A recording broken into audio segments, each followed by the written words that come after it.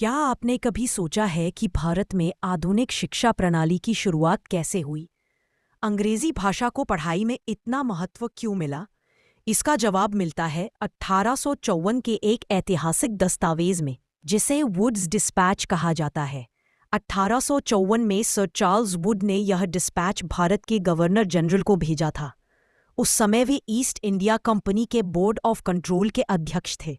इस दस्तावेज में भारत की शिक्षा व्यवस्था को एक व्यवस्थित रूप देने की योजना बनाई गई थी। इसी कारण वुड्स डिस्पैच को भारत में अंग्रेजी शिक्षा का मैग्ना कार्टा कहा जाता है। 1854 से पहले भारत में शिक्षा व्यवस्था बिखरी हुई थी।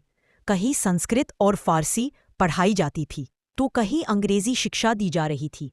ब्रिटिश सरकार को प्रशासन चलाने के लिए ऐसे लोगों की जरूरत थी जो पढ़े लिखे हों और उनके आदेशों को समझ सके। इसी जरूरत के कारण वुड्स डिस्पैच लाया गया।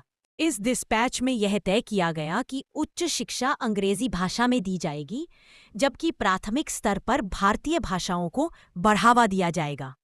इसके साथ ही कलकत्ता, बॉम्बे और मद्रास में विश्वविद्यालय स्थापित करने की सिफारिश की गई, जिनकी स्थापना 1857 में हुई। हर प्रांत में अलग शिक्षा विभाग बनाए गए ताकि शिक्षा व्यवस्था को बेहतर ढंग से संचालित किया जा सके। शिक्षकों के प्रशिक्षण पर भी विशेष जोर दिया गया और टीचर ट्रेनिंग संस्थान खोले गए। पहली बार महिलाओं की शिक्षा को भी सरकारी समर्थन मिला। इसके अलावा एक अनुदान प्रणाली शुरू की गई, जिसके अंतर्गत निजी स्कूलों को सरकार की ओर से आर्थिक सहायता दी जाने लगी, बशर्ते वे तय नियमों का पालन करें।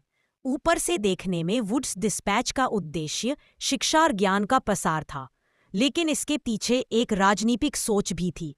ब्रिटिश सरकार ऐसे भारतीय तैयार करना चाहती थी जो खून और रंग से भारतीय हों, लेकिन सोच और विचारों में अंग्रेज हो, ताकि वे शासन चलाने में मदद कर सके।